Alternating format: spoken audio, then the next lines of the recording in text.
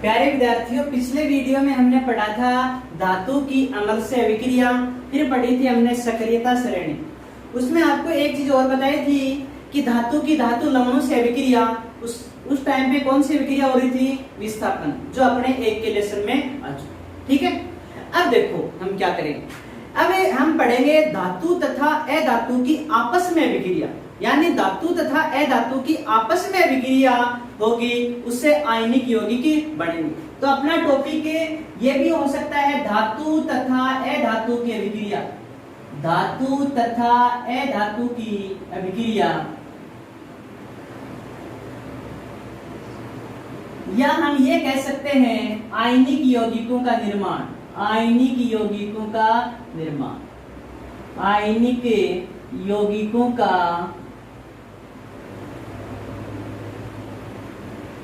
निर्माण। सबसे पहले हम धातु के बारे में चलते हैं। धातु है वो इलेक्ट्रॉन का त्याग करती है। क्या करती है? इलेक्ट्रॉन का त्याग। इलेक्ट्रॉन का त्याग करके क्या बनाती है? धनायन बनाती है। जो अधातु होती है वो क्या करती है? देखो, अधातु इलेक्ट्रॉन को ग्रहण करेगी, इलेक्ट्रॉन को ग्रहण करके क्या बनाएगी? ऋणायन बनाती।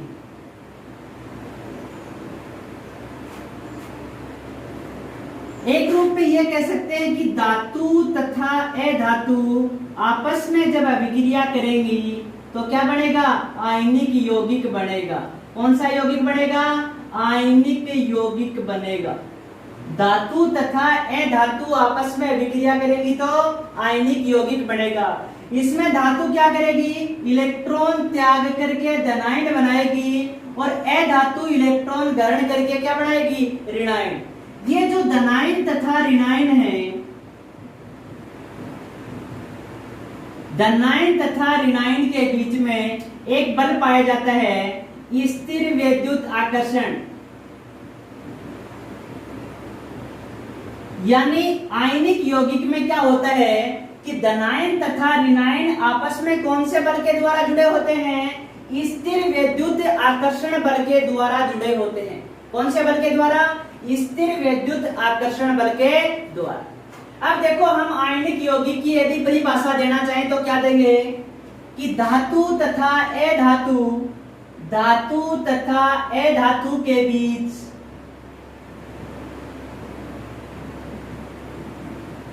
इलेक्ट्रॉन के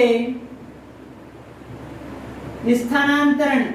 स्थानांतरण का अर्थ क्या हुआ? एक देता है, दूसरा लेता है, यानी इसने त्याग किया, ये इसने ग्रहण किया, यानी एक देने वाला और दूसरा लेने वाला। धातु तथा अधातु के बीच इलेक्ट्रॉन के स्थानांतरण के दौरान या पश्चात, या स्थानांतरण से, सीधा कर दो छोटी सी भाषा में, स्थानांतरण से बने यौगिक, बने यौगिक आयनिक यौगिक, आयनिक यौगिक। आयनिक यौगिकों का एक नाम और है स्थिर विद्युत या स्थिर विद्युत संयोजक यौगिक, यानी विद्युत संयोजक भी बोलते हैं इनको। विद्युत करता है प्लस माइनस है, विद्युत संयोजक यौगिक, विद्युत संयोजक यौगिक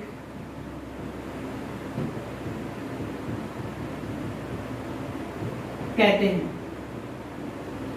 क्या क्वेश्चन करें आपसे कि आयनिक यौगिक किसे कहते हैं? तो परिभाषा क्या होगी?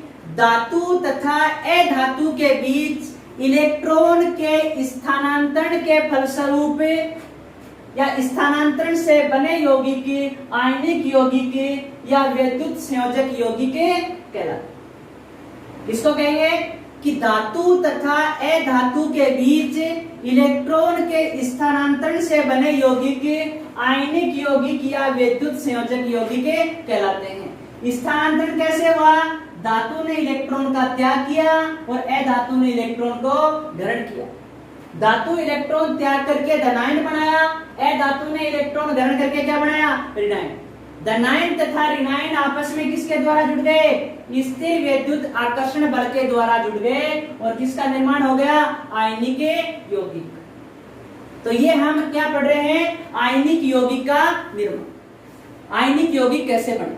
अब हम स्पेशल उदाहरण लेंगे धनायन तथा ऋणायन का, और उससे हम आयनिक यौगिक बना करके बताएंगे। इस तरह के मैं आपको 4 उदाहरण कराऊंगा। कितने उदाहरण कराऊंगा, 4। सबसे पहला उदाहरण आयनिक यौगिक का सोडियम क्लोराइड का लेंगे। किसका लेंगे, सोडियम क्लोराइड का। देखो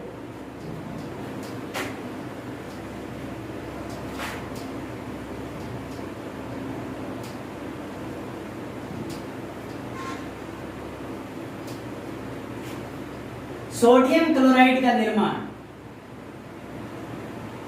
सोडियम क्लोराइड का निर्माण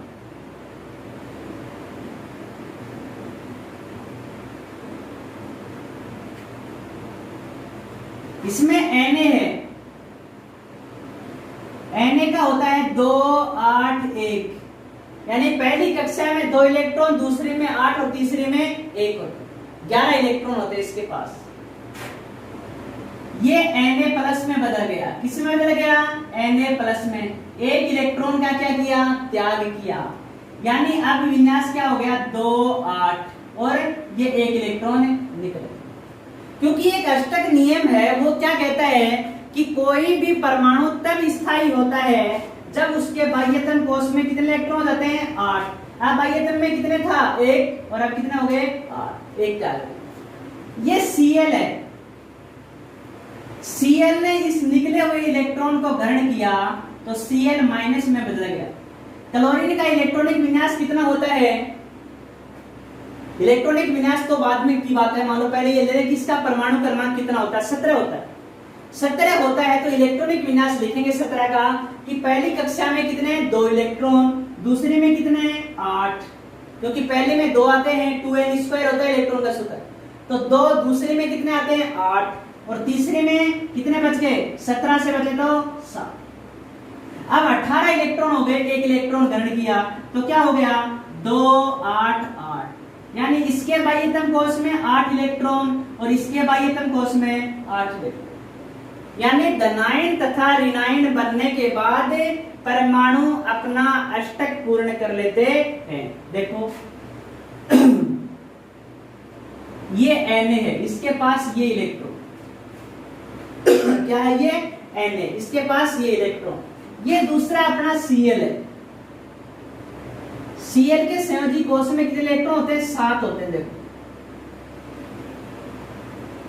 इसने ये इलेक्ट्रॉन इसको दे दिया, क्या हो गया, ये Na प्लस में आ गया। किसमें आ गया, Na प्लस में।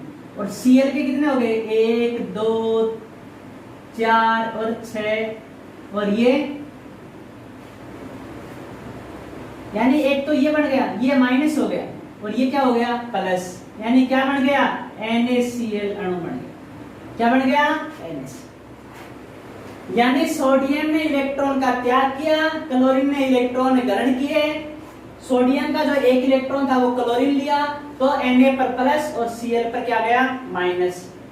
Na प्लस और Cl माइनस किसके द्वारा जुड़ गए, स्थिर विद्युत आकर्षण बल के द्वारा। दूसरा उदाहरण देखो, 3-4 उदाहरण कराऊंगा, समझ में आ जाए।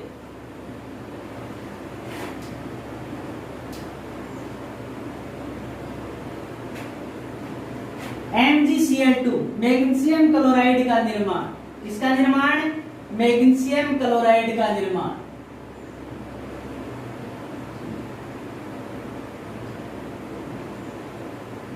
मैग्नीशियम क्लोराइड का निर्माण MgCl2 का। किसका निर्माण, MgCl2। सबसे पहले धनायन को लेंगे, ये Mg है 2 8 2, यानी इसका परमाणु क्रमांक होता है 12। तो पहली कक्षा में 2, दूसरी में 8, 10, 10 और 2 12। इसने क्या किया, 2 इलेक्ट्रॉन का त्याग किया, Mg+2 में बदल गया और 2 इलेक्ट्रॉन निकल गए, यानी ये 2 8 में बदल गया। अब देखो Cl माइनस कैसे बनेगा, ये इलेक्ट्रॉन ग्रहण होगा और किस में बदल जाएगा, Cl माइनस। यानी ये क्या है, 2 8 7 है, और अब 2 8 8 में बदले, यानी एक इलेक्ट्रॉन जुड़ गया। अब देखो ये Mg अपना, Mg के पास कितने इलेक्ट्रॉन है बाह्यतम कोश में? 2 इलेक्ट्रॉन। Cl अब की बार हमें 2 लेने पड़ेंगे। प्रत्येक Cl के संयोजी कोश में कितने इलेक्ट्रॉन होते हैं? 7।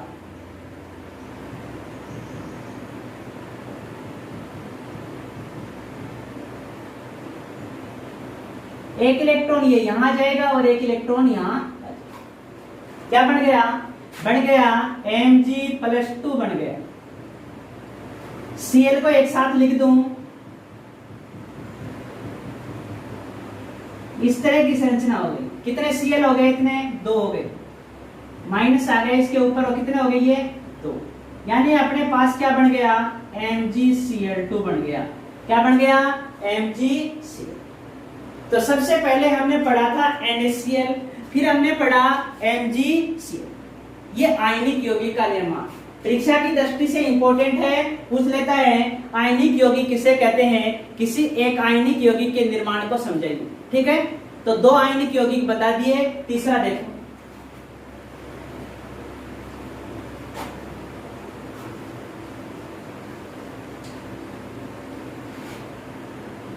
मैग्नीशियम ऑक्साइड का निर्माण। मैग्नीशियम ऑक्साइड का निर्माण सूत्र होता है MgO। देखो Mg तो O का वही रहना है, O का देख लो, O का परमाणु क्रमांक 8 होता है, तो 2 6 हुआ, 8 हो गए इलेक्ट्रॉन। 2 इलेक्ट्रॉन ग्रहण करेगा और किस में बदल जाएगा? O2- में बदल जाएगा, यानी 2 8 हो जाएंगे। बाह्यतम कोश में 8 और 8 स्थायित्व प्राप्त कर लिया। अब क्या करेगा? जो Mg है इसके कितने इलेक्ट्रॉन हैं? 2 हैं बाह्यतम कोश में। कितने हैं? 2। और जो अपना O है इसके कितने हैं? इसके बाह्यतम कोश में 6 इलेक्ट्रॉन, 6 थे, इसके 2 हैं, इसके 6। अभिक्रिया के बाद में क्या होगा? ये यहां आया और ये यहां। क्या बन गया? ये बन गया Mg+2, यानी Mg पर प्लस के कितने आएंगे? 2 आएंगे, क्योंकि 2 इलेक्ट्रॉन का त्याग किया। O पर देखो, O पर कितना आएगा? -2। देखो 6 थे, 2 इलेक्ट्रॉन और ग्रहण कर लिए, यानी -2 आ गए इसके ऊपर। या इस तरह से भी लगा सकते हो, 1 है तो 2 माइनस भी ऊपर ले सकते हो, या 2 होते हैं तो अंदर लगाना पड़ता, या O एक ही है। बन क्या गया? MgO। ठीक है, अब अगला देखो,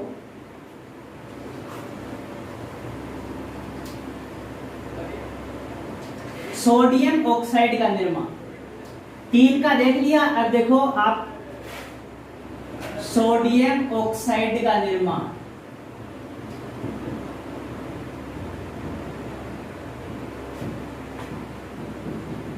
मैं ऊपर हेडिंग लगा रहा हूं, किंतु आपको ऊपर नहीं लगानी है, पता ही चल जाएगा कि सोडियम ऑक्साइड बन रहा है। ठीक है ना, ये लास्ट में बढ़ाना है। सोडियम Na है, Na क्या करेगा? 2 8, 1 इलेक्ट्रॉन इसके पास, 1 इलेक्ट्रॉन का त्याग करेगा, Na+ में बदल जाएगा, यानी 2 8 8 में बदल जाएगा। 2 8, इसका 2 8 1 था, 2 8 में बदल जाएगा। साथ में कौन है? O है, O का 2 6 होता है, 2 इलेक्ट्रॉन ग्रहण करेगा और किसमें बदल जाएगा? O2- में, यानी 2 8 में बदल जाएगा। 2 8 में बदल गए 2। अब देखो क्या होता है, क्या होता है कि जो ये अपना Na होता है, ये 2 लेने पड़ेंगे अब की बार, क्योंकि इसके -2, इसका प्लस का 1, तो एक तो Na ये ले लिया और एक Na ये ले। क्रिया किसे करेंगे? O से। O के संयोजी कोश में कितने इलेक्ट्रॉन होते हैं? 6। छोटा बनाना है थोड़ा, ये यहां जाएगा और ये यहां जाएगा। बन क्या गया? एक तो Na हो गया, Na के प्लस लगा देंगे और यहाँ क्या कर देंगे? 2 हो गया, और O 1 2 2 4 6 और 2 यहाँ हो गए, कितने हो गए? O पर 2 माइनस हो गया, यानी सूत्र क्या हो गया? Na2O। ये अपने बढ़ गए 4 यौगिक। एक तो बना NaCl, दूसरा बना MgCl2, तीसरा बना MgO और चौथा बना Na2। ये हमने पढ़ा आयनिक यौगिक का निर्माण। परीक्षा में क्वेश्चन कैसे आता है? आयनिक यौगिक किसे कहते हैं? किसी एक आयनिक यौगिक का उदाहरण दीजिए। उदाहरण। या कभी ये पूछ लेता है आयनिक यौगिक किसे कहते हैं, किसी एक आयनिक यौगिक के निर्माण को समझाइए। तो इन चारों में से एक उदाहरण दे सकते हो। या परीक्षा में पूछ लेता है निम्न आयनिक यौगिकों के निर्माण को समझाइए, तो नीचे दे देगा NaCl MgO, तो आपको खुद को समझाना पड़ेगा। ठीक है, तो ये अपना आयनिक यौगिकों का निर्माण है। अब आयनिक यौगिकों के गुण धर्मों पर चलते हैं। देखो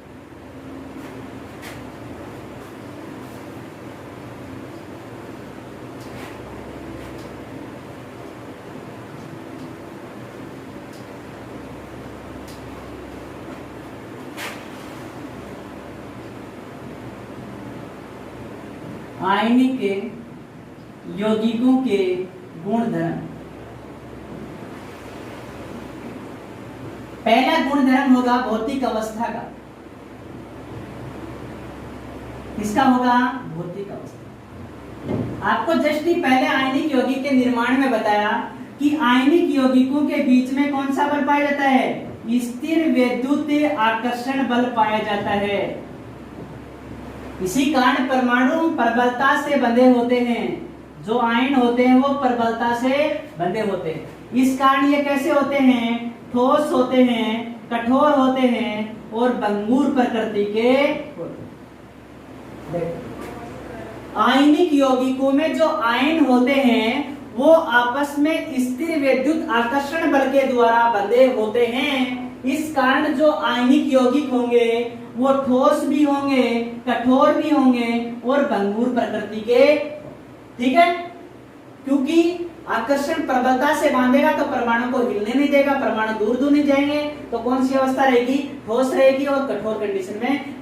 ठीक है, अब देखो स्थिर वैद्युत आकर्षण प्रबल है तो कण दूर दूर नहीं जाएंगे, तो इनके जो गलनांक और कवचनांक हैं वो भी क्या हो जाएंगे? अधिक। क्वेश्चन कर ले कि आयनिक यौगिकों के गलनांक तथा कवचनांक अधिक होते हैं, आयनिक यौगिक ठोस होते हैं, आयनिक यौगिक कठोर होते हैं। तो आंसर एक ही रहेगा अपना। क्या रहेगा? कि आयनिक यौगिकों के बीच प्रबल स्थिर वैद्युत आकर्षण बल पाया जाता है, जिसे परमाणु या आयन प्रबलता से बंधे होते हैं। बस यही आंसर है। चाहे आपको ये कर ले, कह ले कि गलनांक तथा कवचनांक ज्यादा क्यों है, कठोर क्यों है, ठोस क्यों है। आंसर क्या रहना है? आंसर अपना एक ही रहना है। कौन सा आंसर रहेगा अपना? कि धनायन तथा ऋणायन या इसमें परमाणु स्थिर वैद्युत आकर्षण बल के द्वारा बंधे होते हैं, जो प्रबल होता है। इसी कारण इनके गलनांक तथा कवचनांक भी ज्यादा होते हैं। ये ठोस भी होते हैं, कठोर भी होते हैं। दोनों गुणों का रिजल्ट लगभग एक। ठीक है, तीसरा गुण है वो क्या है?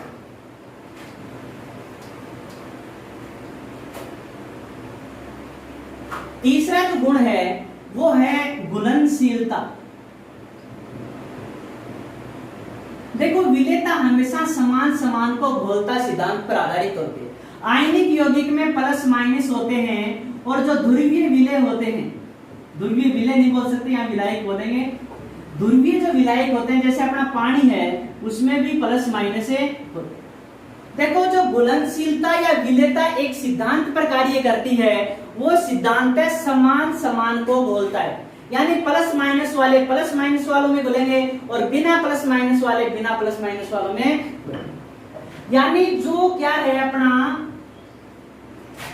आयनिक यौगिक है, कौन है? आयनिक यौगिक है, उसमें भी प्लस माइनस है और जल के अंदर भी प्लस माइनस है। तो हम सीधी भाषा में कह सकते हैं कि आयनिक यौगिक जल में बहुत अधिक विलेय होते हैं। देखो एक विलेयता का कारण ये होता है कि जल का जो परावैद्युतांक होता है, क्या होता है? परावैद्युतांक। परावैद्युतांक हम किसको कहेंगे?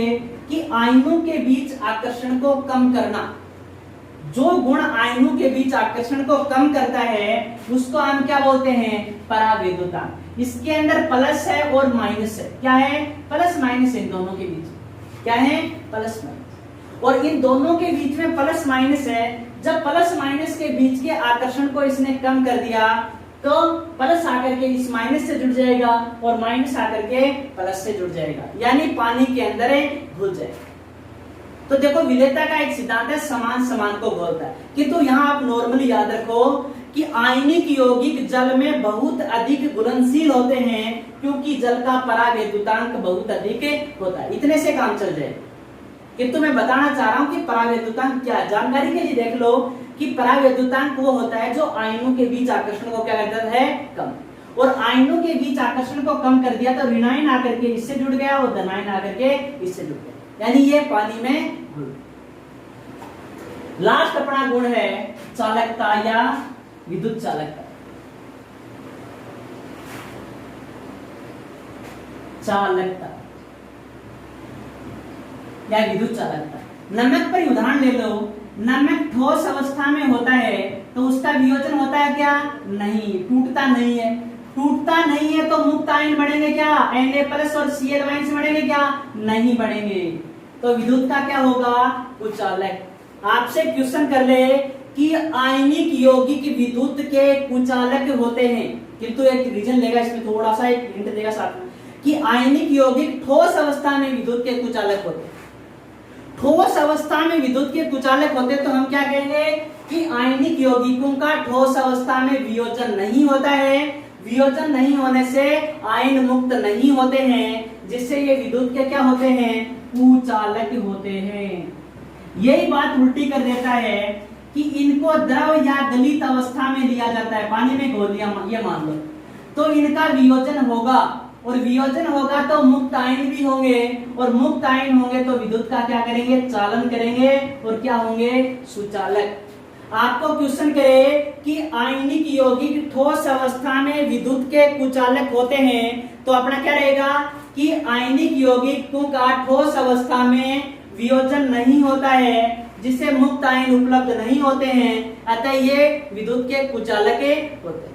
द्रव या गलित अवस्था में इनका वियोजन हो जाता है और मुक्त आयन उपलब्ध हो जाते हैं और विद्युत का चालन करते हैं। आज के लिए इतना काफी है, और कल हम नया टॉपिक स्टार्ट करेंगे। लास्ट टॉपिक होगा धातु निष्कर्षण, जिसमें अलग अलग पढ़ेंगे धातु की जो सक्रियता श्रेणी नहीं थी क्या, सक्रियता श्रेणी में जो ऊपर धातुएं आती हैं, फिर बीच में आती हैं, फिर नीचे आती हैं।